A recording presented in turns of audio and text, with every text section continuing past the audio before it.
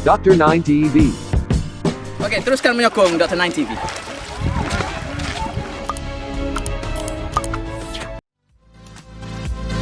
If I open up my eyes, I can see the skies.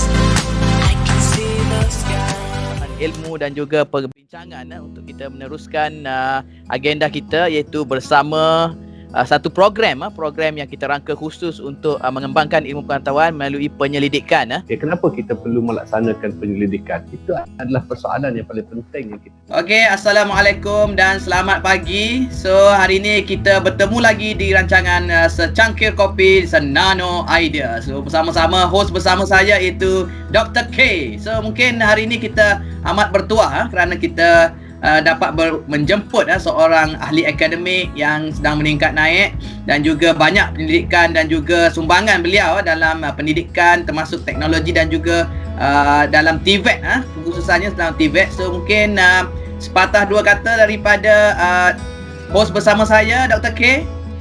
Ya, terima kasih. Dalam kita dalam rancangan Kopi Nano dan TV yang akhir kopi naik. So sebagaimana kita tahu ya, yang berbahagia Profesor Dr. ni, di mana kita bersama dengan host istimewa kita lah, tetamu jurusan kita pada hari ini, TS Dr. MD Baharudin bin Haji Abdul Rahman. Okay, seorang pensyarah senior yang sangat orang kata mempunyai kepakaran dan juga ketinggian dalam pengetahuannya, terutama sekali dalam bidang pendidikan, pembangunan kurikulum. Dan hari ini kita akan bercakap sedikit berkaitan dengan pembelajaran berasaskan projek ataupun project based learning. Mungkin kita boleh melihat ataupun mendengar sepatah dua kata daripada TS Dr. Bahar, apa itu yang dinamakan sebagai project based learning. Mungkin ya, Dr. ni. Okey, silakan. Okay, bismillahirrahmanirrahim. Yang berbahagia Profesor Madya Teknologi Dr. Nick Zulkarnain, dan juga moderator kedua program Kopi Nano. Secangkir kopi Senano Idea. Ini program yang saya lihat amat menarik, dan pastinya tidak lupa kepada moderator kedua, Profesor Madya Teknologi Dr. K ataupun Dr. Khairul Azhar bin Mat Daud, salah seorang rakan saya juga yang saya lihat lebih positif dalam menjana satu inovasi baru yang dikenali sebagai Kopi Nano, dan merupakan pada pagi ini juga penaja rasmi bersama pelaksana program kita, iaitu Dr. 9 TV. Jadi saya akan menggunakan nama Dr. 9 mewakili Dr. Nick pada program ini, dan juga bagi penaja Kopi Nano, Profesor Madya Teknologi Dr. K sebagai saya panggil Dr. K. Ini nama yang popular, Dr. 9 dan Dr. K. Tahniah. Terlebih dahulu saya ucapkan terima kasih kerana pakar-pakar daripada UMK ini telah sudi menjemput saya dalam membicarakan satu topik yang boleh dikatakan amat sesuai pada masa kini, yang mana ia adalah merupakan platform terbaik untuk pelaksanaan pembelajaran alaf ke-21. Jadi kita sering mendengar project based learning, kita semua sering mendengar project based learning, dan kita juga telah mendengar itu disebut sebagai pembelajaran berasaskan projek, atau juga ditulis sebagai PBP. Jadi sebenarnya pembelajaran berasaskan projek ini, teknologis, Profesor Madya Teknologis, ia adalah merupakan pembelajaran yang signifikan dengan konsep pembelajaran alaf ke-21, di mana ia menjurus kepada menghasilkan projek yang piawai mengikut keperluan kejuruteraan sebenar ataupun gerak kerja yang berlaku di kerja yang sebenar. Pelajar telah menguasainya adalah mengalami suasana kerja yang sebenar. Jadi ini merupakan perkara yang paling penting. Kita ingin menghasilkan pelajar yang sudah mesra dengan keadaan macam mana untuk menghasilkan projek ataupun produk mengikut kaedah kejuruteraannya sebenar. Dan yang paling penting sekali, ia adalah pembelajaran berpusatkan pelajar. Itu saja introduction daripada saya. Saya serahkan kepada panel untuk kita teruskan lagi perbincangan agar lebih menarik. Dipersilakan moderator. Okey, sebelum kita mengangkat lagi perbincangan kita pada sesi kali ini secangkir kopi senano idea, mungkin apa pendapat teknologis Dr. Bahar berkenaan dengan orang kata apa implementasi kepada approach yang dicadangkan lah. Adakah lebih berkesan dan mungkin cabaran tertentu? Mungkin boleh berkongsi bersama kita di dalam sesi kali ini? Ya, saya ingin mengajak rakan-rakan di luar sana ingin melihat pembelajaran berasaskan projek ini merupakan satu konsep yang sesuai di mana kita mengajar dalam pembelajaran kita di kelas, kita pastinya perlu aktiviti Jadi aktiviti itu sebenarnya kita ingin pelajar dapat menghasilkan satu projek ataupun artifak. Artifak di sini tidak semestinya pelajar itu dapat menghasilkan projek seperti bahan-bahan kejuruteraan, mesin-mesin. Sebenarnya untuk pembelajaran berasaskan projek ini dia boleh merangkumi semua. Di mana pelajar itu sendiri boleh menghasilkan seperti artifak, boleh menghasilkan satu laporan yang berinovasi. Sebagai contoh projek e-book. Ini dengan menggunakan konsep pembelajaran berasaskan projek ini, pelajar lebih terarah. Pelajar lebih terarah dan pelajar lebih mudah untuk menghasilkan artifak ataupun produk mereka mengikut masa yang ditetapkan. Jadi sebagai contoh kita boleh gunakan pembelajaran berasaskan projek ini untuk subjek STEM di mana guru matematik saya pernah menjalankan satu bengkel pada tahun 2019 di mana saya dijemput untuk mengendalikan satu bengkel untuk guru-guru STEM untuk macam mana menghasilkan modul bagi memudahkan mereka mengaplikasikan pembelajaran berasaskan projek mengikut subjek matematik, sains dan kejuruteraan teknologi. Jadi ada satu sekarang ni kita sudah melihat kepada STEM itu, STEAM, art itu sendiri. Jadi mereka bertanya sebab kita adalah teknologi, semestinya kita bermula dalam menghasilkan produk berbentuk teknologi dan juga kejuruteraan, betul tak Dr. Nick? Di mana kita menghasilkan produk-produk yang kita dapat lihat secara membantu menyelesaikan masalah. Dan ini berlaku di mana apabila pelajar-pelajar ini dapat menghasilkan projek inovasi, semestinya projek itu dapat menyelesaikan masalah sebenar. Tapi untuk matematik, saya macam mana mereka ingin buat? Jadi bila kita berbuat bengkel, kita memberi ruang pertama pihak guru tadi memahami konsep itu sendiri. Konsep pembelajaran berasaskan projek. Setelah mereka memahami, mereka akan dapat gunakan konsep itu dalam menghasilkan produk, menghasilkan satu artifak, menghasilkan satu laporan. Contohnya, dalam menghasilkan projek yang dilihat seperti untuk membuat reka bentuk, mereka akan boleh menggunakan elemen matematik di situ dalam bentuk perkiraan, kiraan trigonometri macam mana untuk mengereka bentuk. Itu sudah satu pelajar telah mengaplikasikan ilmu yang mereka pelajari. Dalam masa yang sama, pelajar dapat menggunakan pakai ilmu yang mereka pelajari. Jadi pelajar inilah peranan guru. Dalam pembelajaran berasaskan projek ini, guru hanyalah sebagai orang kata moderator sahaja. Akan membantu pelajar menyelesaikan masalah dengan terarah. Itu yang menarik Dr. Nick. Saya boleh mentilah sedikit di situ teknologis Dr. Bahar. Kalau kita lihat daripada apa yang diterangkan oleh teknologis Dr. Bahar tadi, iaitu berkaitan dengan keperluan apabila pelajar itu ingin belajar ataupun hendak belajar, dia berasaskan kepada projek. Maksudnya objektifnya adalah projek. Bermakna pelajar itu hendak belajar, pada permulaan dia hendak belajar sehinggalah dia menghasilkan projeknya, sama ada projek itu dalam bentuk produk yang ketara seperti produk-produk perabot ataupun produk-produk kejuruteraan maupun produk yang tidak ketara, iaitu produk-produk seperti produk multimedia, sistem dan sebagainya. Sudah tentulah dia akan melalui proses itu, iaitu proses bagaimana dia nak menghasilkan projek yang telah ditetapkan kepada dia itu.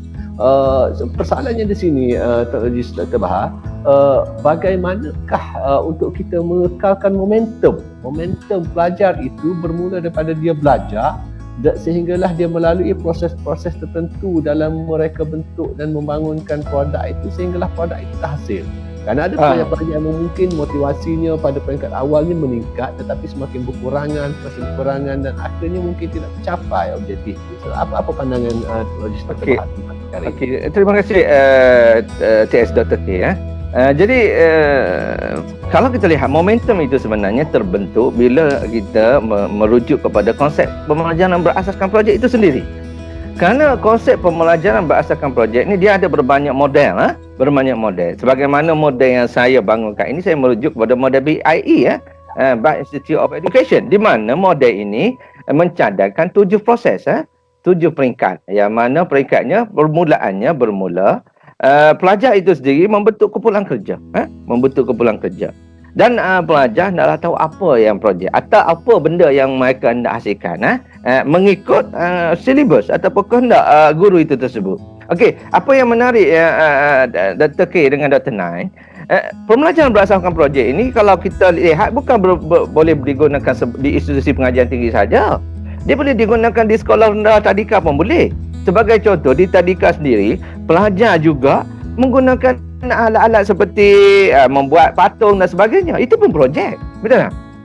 Betul. Jadi apa yang penting ialah sebelum ini guru pun dah guna di sekolah. Guru dah guna di tempat mereka belajar ni belajar.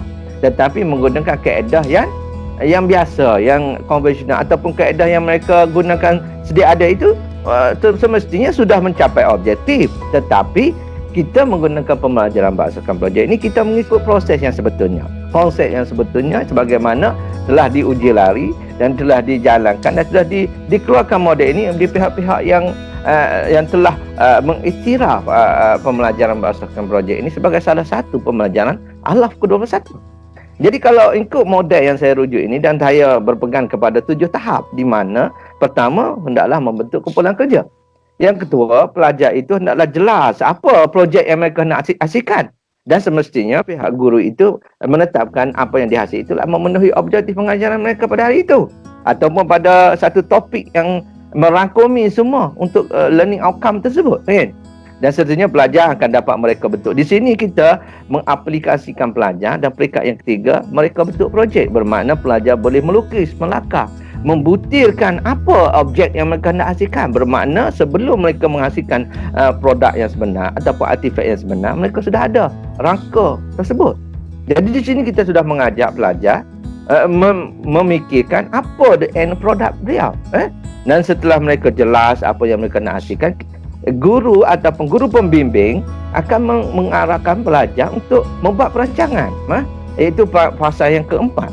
Di mana pelajar akan membuat perancangan. Nah, inilah kita mendidik pelajar supaya tahu macam mana membuat perancangan rapi agar mereka tahu bila projek itu boleh disiapkan, masa-masa tertentu apa perlu mereka siapkan.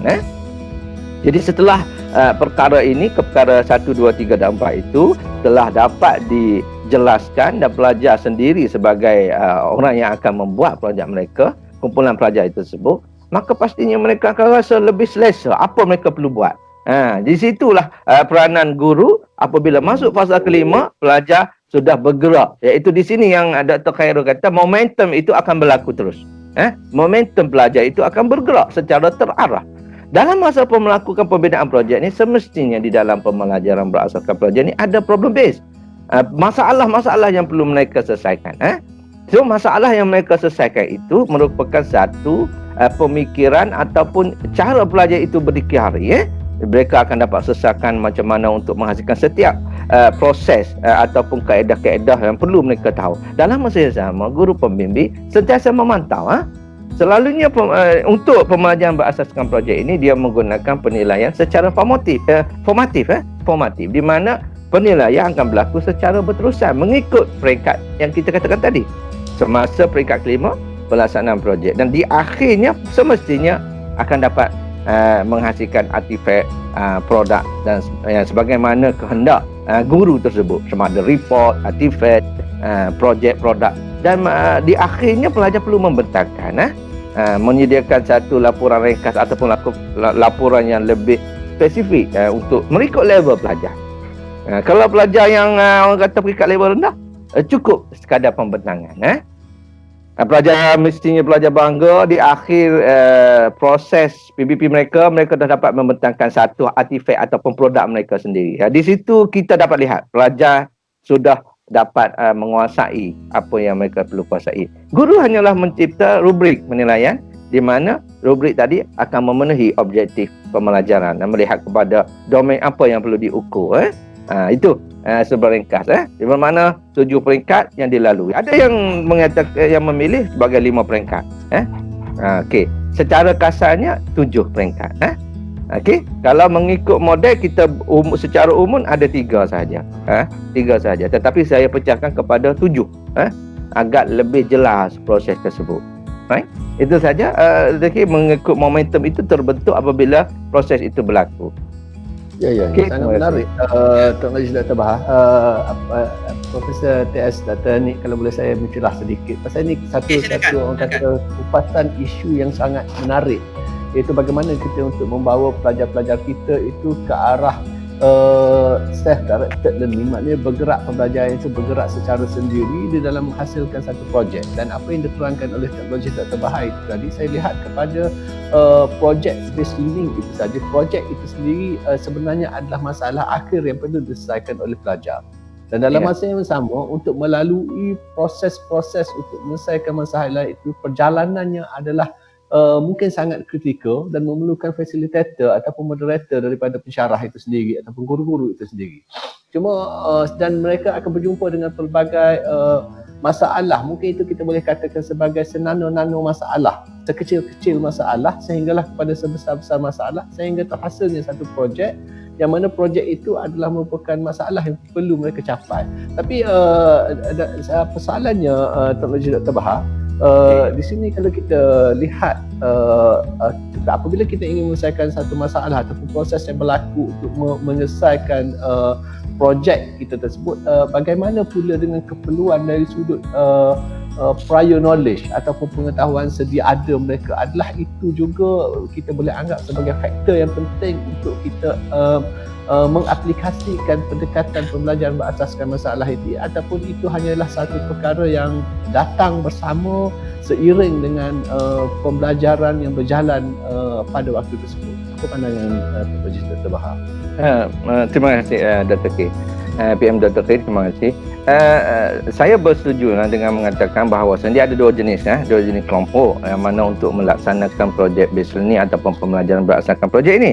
Kalau kita tengok untuk di peringkat pengajian, sekolah, institusi pendidikan dan sebagainya, semestinya kita ingin menggunakan ilmu yang mereka pelajari itu menghasilkan projek. Jadi di sini saya bersetuju perlunya ada pengalaman lalu atau pengalaman yang mereka pelajari atau ilmu knowledge yang mereka perolehi itu untuk digunakan bagi menghasilkan projek. Prior knowledge itu penting. Di mana sebenarnya guru ingin mengukur apa yang kamu belajar ini dalam proses penghasilan projek tersebut. Pendidik guru itu tersebut dapat mengukur perkembangan pelajar. Walaupun ia bergerak secara kumpulan, tetapi instrumen boleh digunakan mengukur secara individu. Di mana bergantung kepada rubrik yang dibina oleh guru tersebut. Dan pastinya rubrik ini dibina oleh guru, kerana guru boleh melihat apa domain, kerana dalam pembinaan projek ni berbagai domain akan ada di dalam, dari sudut kognitif, psikomotor, efektif dan sebagainya. Jadi mengikut guru dan boleh menjurus ke arah bidang subjek ataupun kursus mereka sendiri. Contoh matematik, dia akan boleh highlight mana komponen yang ingin dinilai, perkembangan dalam menghasilkan projek tersebut. Dan semestinya dalam menghasilkan projek ini dia adalah kombinasi berbagai disiplin. Di situ kita lihat contohnya disiplin pelajar menguasai teknologi, disiplin dapat menterjemahkan formula matematik di sudut skop projek mereka sendiri, dengan mengaplikasikan ilmu yang mereka pelajari dalam macam mana pengiraan untuk menghasilkan bahan projek itu sendiri. Okey, teks Dr. Khair dengan Dr. Naik, saya ingin membawa kembali kepada asas kepada pembelajaran berdasarkan projek itu. Sebelum tadi saya telah terangkan 7 yang lebih detail atau lebih nano lagi kan. Mana lebih spesifiknya saya memecahkan kepada 7, ada memecahkan kepada 5. Tapi untuk secara asasnya dia ada 3 peringkat saja, Dr. Khair dan Dr. Naik. Yang pertama ialah peringkat permulaan. Yang kedua adalah peringkat pelaksanaan dan akhirnya peringkat penyudahan. Jadi dia daripada 7 tadi dia ada komponen-komponen yang merakumi 3 peringkat ini. Okey, saya ingin menarik kembali kepada persoalan yang pertama tadi. Perlukah pelajar ini mempunyai pengalaman lampau ataupun ilmu yang lampau, prior knowledge, ilmu yang sebelumnya. Semestinya kalau kita gunakan untuk di institusi pendidikan, itu sebenarnya lebih kepada macam mana guru ingin mengukur pemahaman dan kebolehan pelajar yang mereka pelajari di kelas mengikut bidang kursus masing-masing melalui rangka kerja proses penghasilan produk ataupun artifak ataupun projek. Dan manakala di luar kelas, iaitu macam sebagai kita menggunakan orang yang sudah pakar dalam menghasilkan sesuatu, boleh juga menggunakan konsep project based learning ini ataupun pembelajaran berasaskan projek ini, di mana ia lebih menjurus kepada pengalaman. Setelahnya orang yang tidak pergi ke institusi belajar ini, dia mempunyai pengalaman, mempunyai daya perfikiran matang di situ, dan apabila mereka mengikut dengan kaedah ini, mestinya ia lebih mudah dalam menghasilkan projek. Sebagaimana pengalaman saya dahulu, kita pergi kerja di projek, kita mendidik pekerja-pekerja di lapangan sebenar.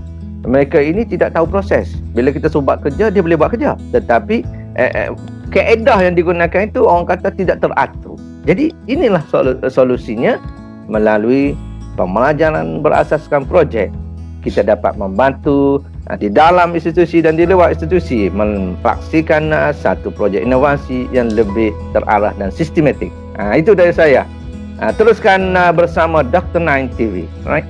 Okey, saya tertarik jugalah dengan perkongsian daripada ceramah jemputan kita, iaitu teknologi Dr. Bahar dengan approach yang kita kata semakin banyak digunakan lah, maksudnya boleh meningkatkan dari sudut kefahaman dan juga kemahiran dan skill kepada para pelajar.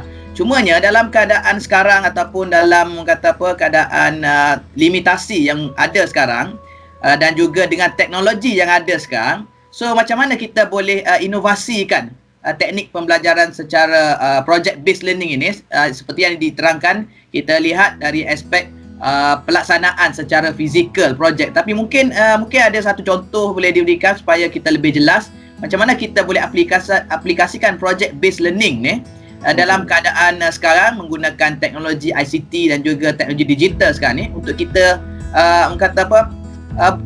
walaupun dalam keadaan kita yang jaraknya mungkin tidak agak jauh, maksudnya kita tidak berada dalam satu tempat yang sama, macam mana kita boleh aplikasikan kaedah pembelajaran secara projek atau project based learning ni untuk kita jadi konten ataupun untuk pengisian kepada pengajaran dan pembelajaran kita. Silakan teknologi Dr. Bahar. Okey, terima kasih Dr. Nine.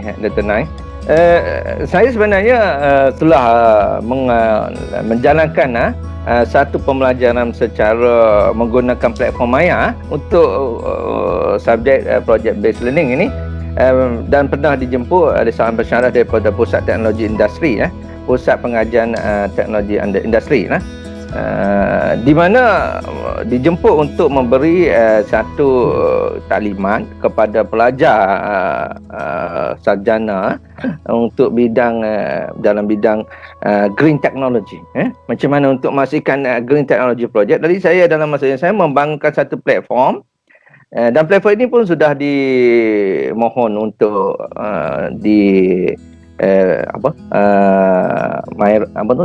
yang kita patentkan dia tu. Jadi di situlah saya nampak peranan pembelajaran sekarang ni bukan hanya tertumpu kepada face to face, bukan tertumpu kepada kita memberi taklimat secara direct. Jadi melalui menggunakan platform secara maya tersebut, pelajar sudah dapat menguasai ilmu dengan panduan yang terarah projek tersebut. Dan beberapa projek yang telah dihasilkan itu telah berjaya kami kumpulkan dalam membentuk satu penulisan ilmiah. Ini merupakan yang menarik kerana hasil ilmiah itu tersebut pastinya akan menjadi satu model baru untuk pihak yang pelajar-pelajar yang seterusnya untuk menggunakan idea. Pasal dia dalam peringkat penghasilan projek ini, dia ada projek design, itu pun boleh dikatakan project based. Apabila fasa kedua adalah development, design baru. Design sahaja sudah merupakan proses mengikut projek base ini telah mendapatkan satu idea-idea yang dilihat mempunyai impak yang positif. Jadi untuk fasa yang kedua, projek base lunar akan masuk fasa development. Mungkin pada fasa yang ketiga dia akan pergi ke fasa commercialization, di mana pihak industri telah berminat dengan hasil produk prototype tadi, dan mempunyai kesan yang positif kepada persekitaran, environment, dan juga kepada masyarakat. Dan semestinya ia memberi impact, kalau dari sudut industri, ia memberi impact yang positif dari sudut penjanaan income. Of course kita akan merujuk kepada environment itu sendiri. Jadi itu yang saya nampak, satu kaedah ini apabila diaplikasikan ke peringkat yang lebih tinggi, ia memberi impak yang amat positif. Walaupun kita bermula di sekolah tadika rendah, pelajar itu sudah berfikir di luar kotak. Ini banyak yang sering ditanya. Mengapa perlu PBP? Dr. Nick, Dr. K. Mengapa perlu? Mungkin sebelum trainer bertanya, saya tanya balik. Dan saya jawab sendiri. Jadi senang. Dia melihat pertama sekali, pembelajaran berdasarkan projek ni yang pertama sekali dia mempengaruhi pembelajaran pelajar. Di mana pelajar itu berpusatkan belajar, pelajar ingin belajar.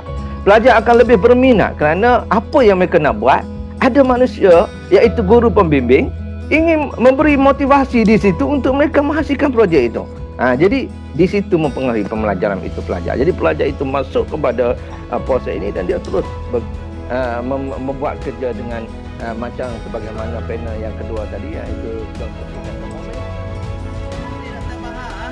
Kita memang nak bagi masa lagi untuk meneruskan ni, tetapi masa menjemput kita, mungkin kita akan sambung dalam sesi yang seterusnya bersama teknologi Dr. Bahar, ya, untuk kita menyambung perbincangan kita yang hangat ini. Okey, terima kasih. Assalamualaikum. Sehingga jumpa lagi semua. Terima kasih. Jumpa lagi semua. Assalamualaikum.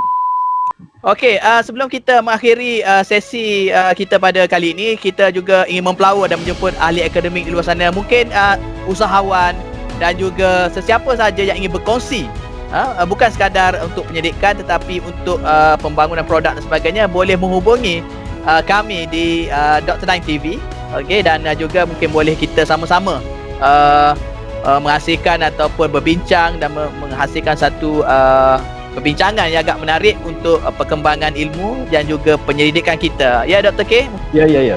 Kita akan jemput sama ada secara rasmi juga, Dr. Nick, kepada pakar-pakar kita yang berada di luar, sama ada dalam bidang industri maupun dalam bidang akademik.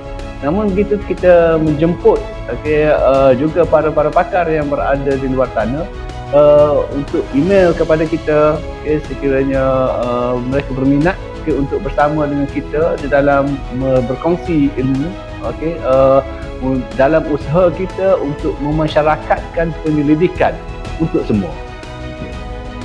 Okey, so kepada yang berminat untuk menyertai kami, boleh terus email kepada dr9.tech@gmail.com. Okey, sehingga kita berjumpa lagi. Assalamualaikum. Dr. 9 TV. Okey, teruskan menyokong Dr. 9 TV.